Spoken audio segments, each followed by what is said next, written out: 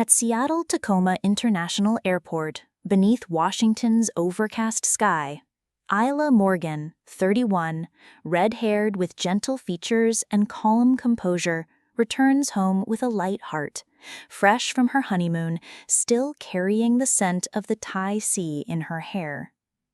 It was supposed to be the end of the honeymoon and the beginning of the rest of her life.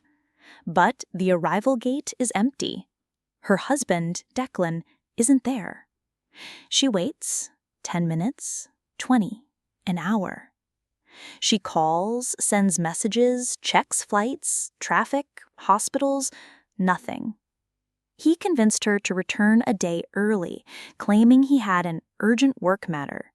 She believed him, trusted him. They were just married. But 24 hours pass, 40 calls. Finally, Isla takes a taxi back to their apartment. What she finds isn't a misunderstanding, it's a carefully executed abandonment. His bags are packed. The wedding ring sits on the table. A simple note reads, "This was a mistake. Don't try to contact me." This isn't a story about ordinary betrayal. It's about an emotional disappearance disguised as cowardice, about the moment a woman is left shattered and decides to rebuild brick by brick.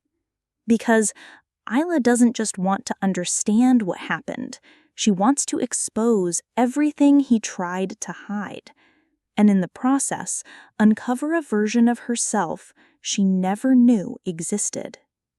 Stay tuned to witness Isla's journey from silence to strength and subscribe for stories that redefine resilience.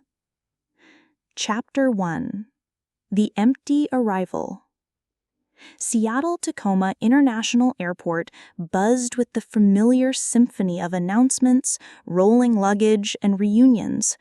Under Washington's characteristic pewter sky, a fine mist clung to the windows, turning the world outside into a watercolor painting of grays and blues. Isla Morgan stood at the baggage claim, her copper hair gathered in a loose bun, wisps framing a face still kissed by the Thai sun. She checked her watch, 2:37 p.m., and then her phone. No new messages. The carousel hummed to life, disgorging luggage piece by piece. She retrieved her turquoise suitcase, still adorned with the colorful string bracelet a beach vendor had tied around the handle for good luck. "Just 5 more days of this bliss would have been perfect," she murmured to herself, remembering how Declan had insisted they cut their honeymoon short. His text from 3 days ago still sat at the top of their conversation. "Need to come back early. Major client situation at the firm. Can you change your ticket to the 15th? I'll handle everything here. Love you." She'd been disappointed but understanding. That was their dynamic. Declan, always the dedicated architect, building his career with the same precision he designed his structures. Isla, the accommodating high school art teacher, finding beauty in compromise. Rolling her suitcase toward the arrival gates, Isla felt a flutter of anticipation. Despite the abbreviated honeymoon, she was coming home a changed woman, Mrs. Isla Morgan, wife to Declan Morgan, beginning their life together properly now. The thought made her smile as she scanned the crowd for his tall frame and sandy blonde hair. The automatic doors parted. Families embraced, drivers held signs, couples reunited with kisses, but no Declan. Isla checked her phone again and sent a quick text. "Just landed. At baggage claim. You here?" She moved to a less crowded area, watching the doors. 10 minutes passed, then 20. At the 30-minute mark, she called his cell. It rang until voicemail picked up. "Hey, it's me," she said, keeping her voice light. "I'm at C-Tech. Just wondering where you are. Call me back." By the 1-hour mark, Isla had called Declan 3 more times and sent 7 texts. The initial flutter of anticipation had hardened into a cold knot of worry. She called Declan's office. "Horizon Architects, how may I direct your call?" answered a cheerful receptionist. "Hi, this is Isla Morgan, Declan's wife. Is he available?" A pause. "I'm sorry, Mrs. Morgan. Mr. Morgan called in to work remotely today. Would you like me to email him?" "No, that's okay. Thank you." Isla ended the call, her mind racing. Working remotely? Then where was he? She tried his best friend, Marcus. "Isla, how was Thailand?" Marcus answered, genuine warmth in his voice. "It was beautiful. Listen, have you heard from Declan today? He was supposed to pick me up at the airport, but he's not here and not answering his phone." "That doesn't sound like him. Last I heard he was excited about you coming home. Did you try the apartment?" "Not yet. I'll do that now. Thanks, Marcus." 2 hours after landing, Isla finally gave in and hailed a taxi. As Seattle's familiar skyline came into view, rain began to fall in earnest, streaking the windows and blurring the city lights. The taxi wound through downtown before turning into the tree-lined street of their Capitol Hill neighborhood. Their apartment building, a renovated 1920s brick structure with large windows and ornate cornices, loomed ahead. Isla paid the driver, then wheeled her suitcase through the lobby, nodding to the doorman. The elevator ride to the 5th floor felt interminable. Standing before apartment 507, Isla felt an inexplicable hesitation before inserting her key. The lock turned smoothly. The door swung open. "Declan?" she called, her voice echoing in the stillness. The apartment was immaculate, just as they'd left it 2 weeks ago. Almost. Isla noticed subtle differences as she moved through the rooms. Declan's leather laptop bag was missing from its usual spot by the desk. His favorite travel mug wasn't in the dish rack. In the bedroom, the closet door stood slightly ajar.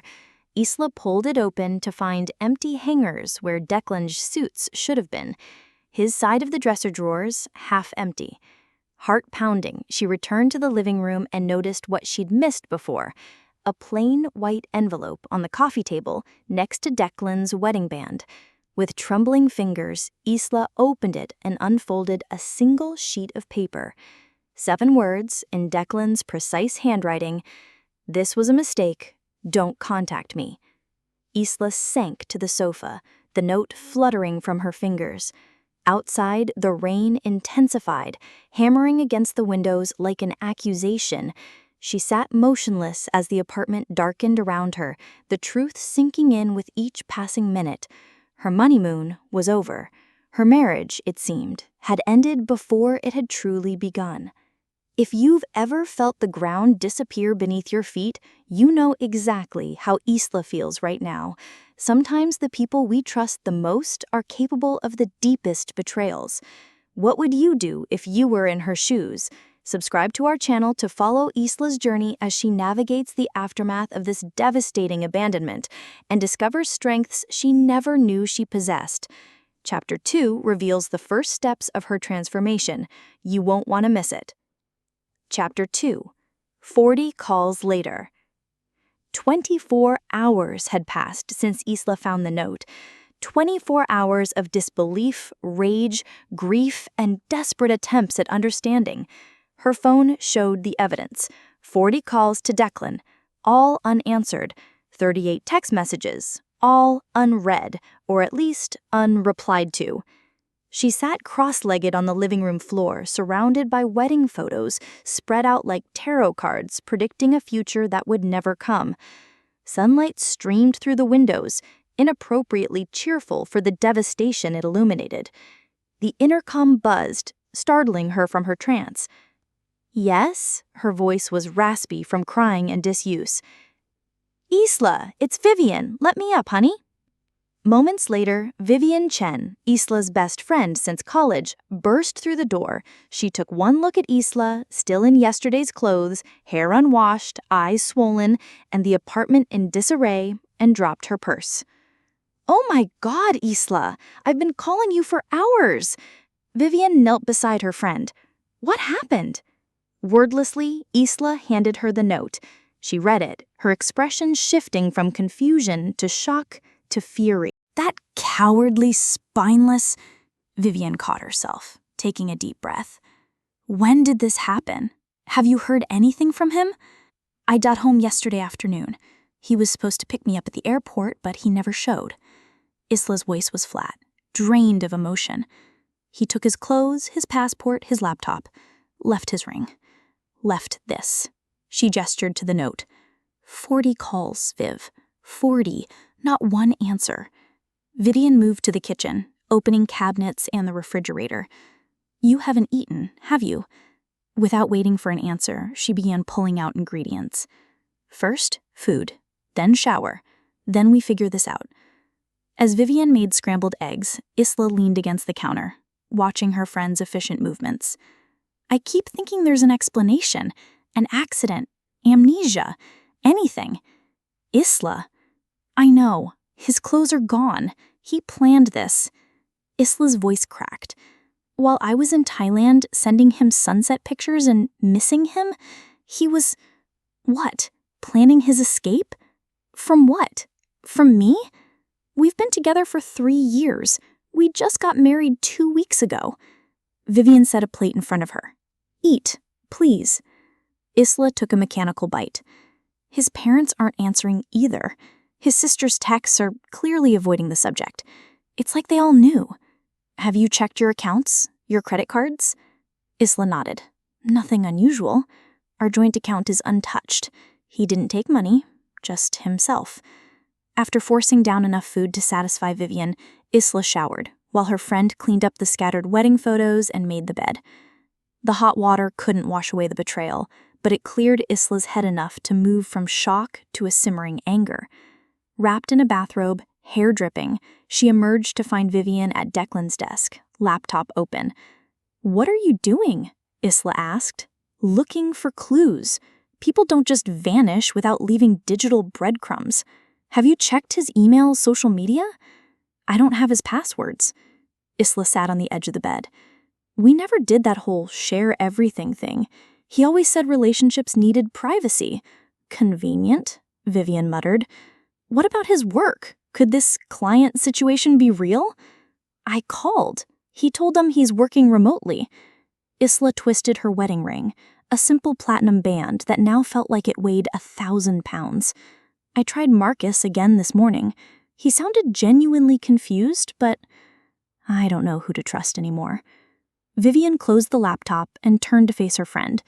Isla, I need to ask you something, and I want you to really think before answering. Was there any sign, any change in behavior before the wedding, during the honeymoon? Isla stared out the window at Seattle's skyline, searching her memory. He was quieter than usual the week before the wedding. I thought it was just stress. During the honeymoon, he seemed happy, but... She paused, remembering a moment she'd dismissed. 3 days in, I caught him on the phone at 3 a.m. When I asked, he said it was work, different time zones. He was agitated afterward. And then he suddenly needed to end the honeymoon early, Vivian added. But he stayed an extra day, said he'd changed his flight to be 1 day after mine because the earlier ones were full. Isla's eyes widened with realization.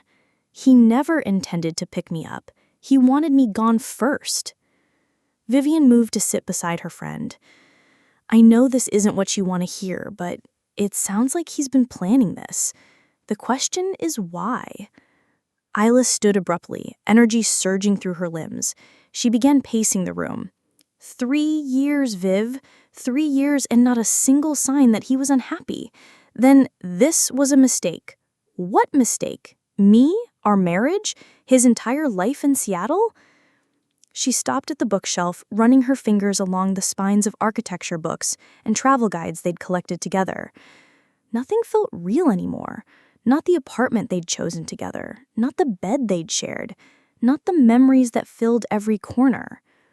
What do I do now? She whispered. Vivian stood and took Isla's hands in hers. First, you need to decide what you want. Do you want to find him? Do you want answers? Or do you want to start the process of moving on? Isla looked down at their clasped hands, then at her wedding ring. With deliberate movements, she slid it off and placed it next to Declan's on the coffee table. I want the truth, she said, her voice steadier than it had been since she'd opened that apartment door. Not because I want him back. He's made his choice. But because I deserve to know why my husband decided our marriage was over before it even began." Vivian nodded, a glint of determination in her eyes. "Then that's what we'll do. We'll find the truth." As afternoon stretched into evening, the two women began methodically cataloging what they knew and what they needed to find out. They created a timeline of Declan's last known movements, made lists of people to contact, and searched the apartment for anything that might provide insight. In Declan's home office, behind a row of architecture awards, Isla found a business card that made her pause. "Hanson Investments, New York," she read aloud. "I've never heard him mention this company." Vivian looked up from the desk drawer she was searching. "New York? Did Declan have business there?" "Not that I know of."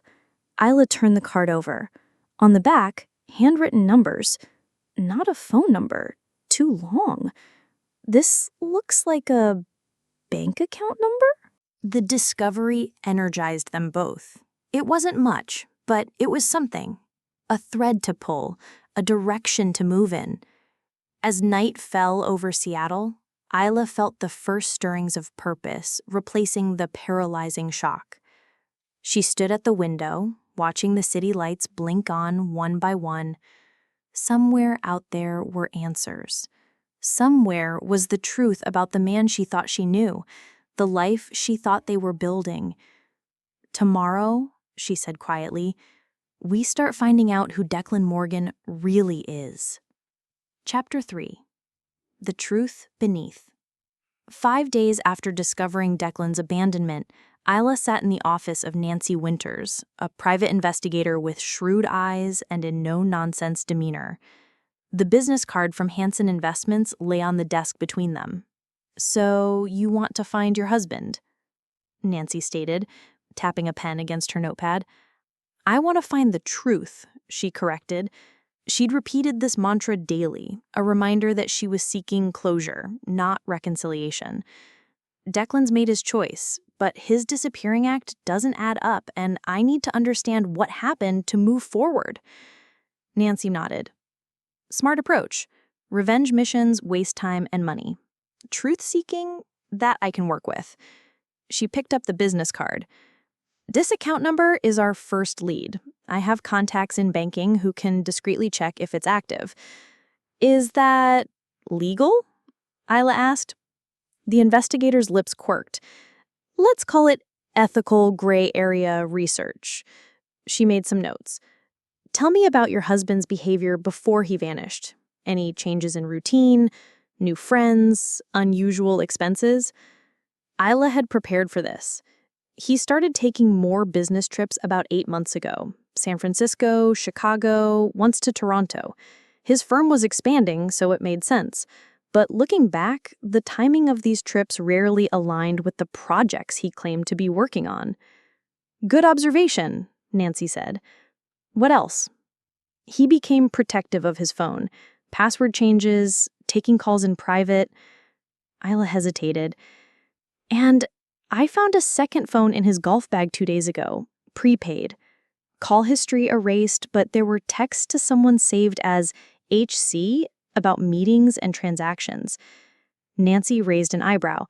"You've been doing some investigating yourself." "I teach high school art, but I'm not naive. When someone burns your life down, you want to know why the match was struck." Over the next week, Nancy's investigation uncovered disturbing patterns. The account number led to an offshore account in the Caymans, opened 6 months before their wedding. Declan had made regular transfers, small enough to avoid triggering alerts, large enough to accumulate significantly over time. Isla sat at her kitchen table staring at the financial records Nancy had provided. Her hands trembled slightly as she traced the pattern of withdrawals and deposits. The second phone's HC was Harrison Caldwell, a name connected to both Hanson Investments and several shell companies under investigation by the SEC. The apartment buzzer interrupted her thoughts. "It's me," Vivian's voice came through the intercom. "And I've got company." Minutes later, Vivian entered with a man Isla had never seen before. Tall, with silver-streaked dark hair, and the confident bearing of someone accustomed to authority. Isla Morgan, I'm Special Agent Thomas Reed, FBI. I showed his credentials.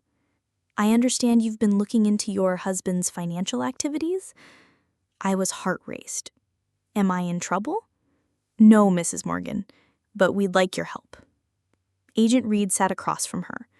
We've been investigating a sophisticated money laundering operation connected to real estate developments along the West Coast.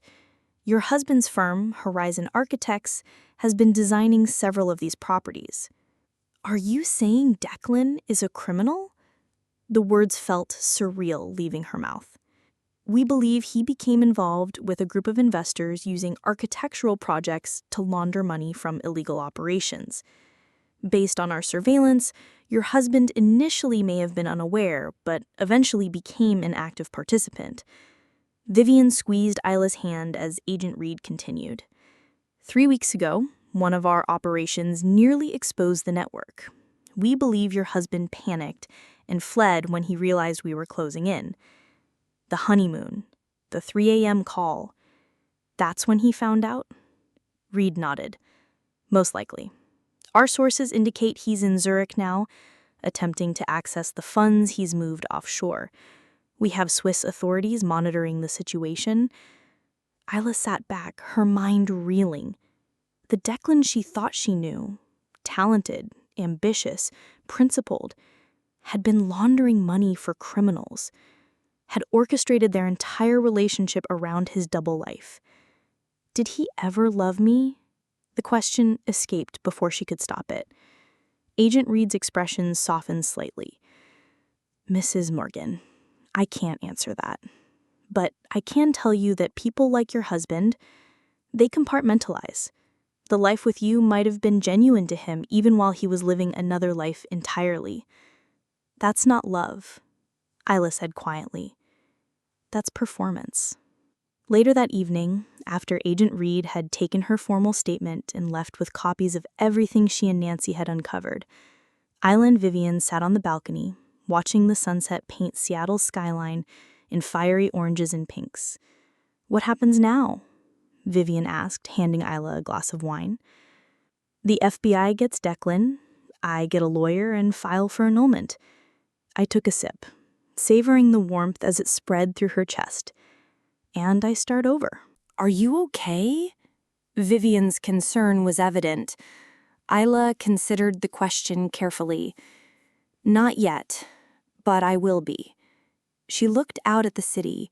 Her city, she realized, not theirs anymore. I've spent the last 2 weeks searching for the man I married, only to discover he never existed. That's not on you, Isla. Declan fooled everyone, his colleagues, his friends, even the FBI for a while. I know. Isla set down her glass. But there's something empowering about uncovering the truth, even when it hurts. I didn't break down. I didn't wait for rescue. I found answers. The next morning, Isla walked into Horizon Architects' glass and steel office building.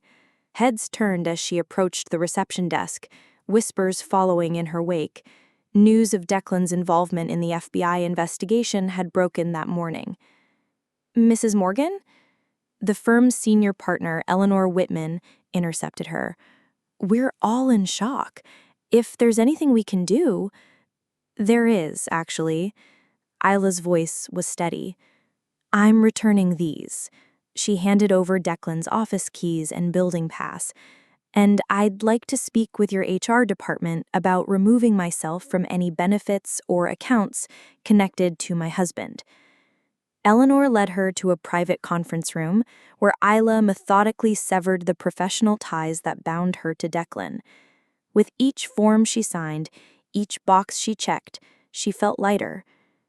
As she left the building, her phone buzzed with a text from an international number. Isla, please. You don't understand.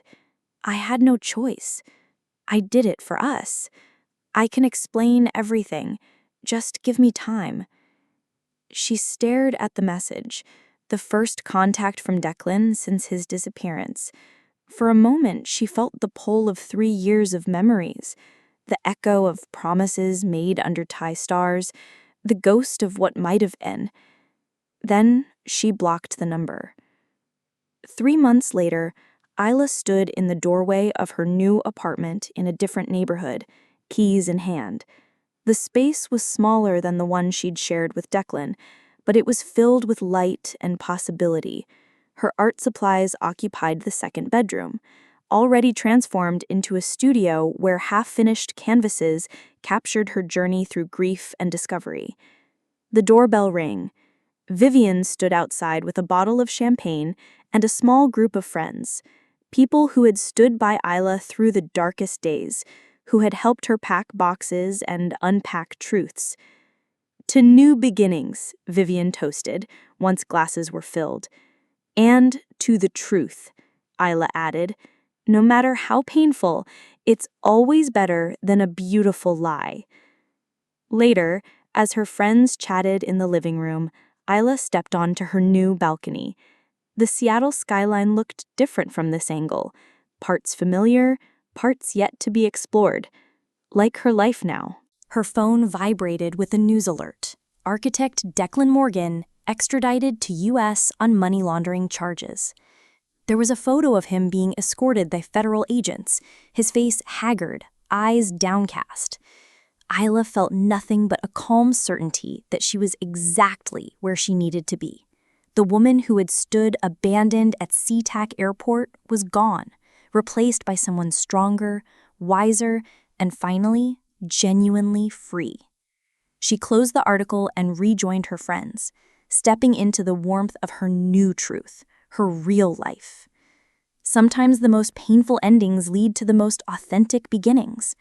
Isla's journey from betrayal to self-discovery reminds us that our worth isn't defined by those who leave us, but by how we choose to rise afterward. Have you experienced a moment that forced you to redefine your path? Share your story in the comments below. And if Isla's resilience resonated with you, subscribe to our channel for more powerful narratives about finding strength in life's unexpected turns. Remember, the truth may hurt, but it always, always sets you free.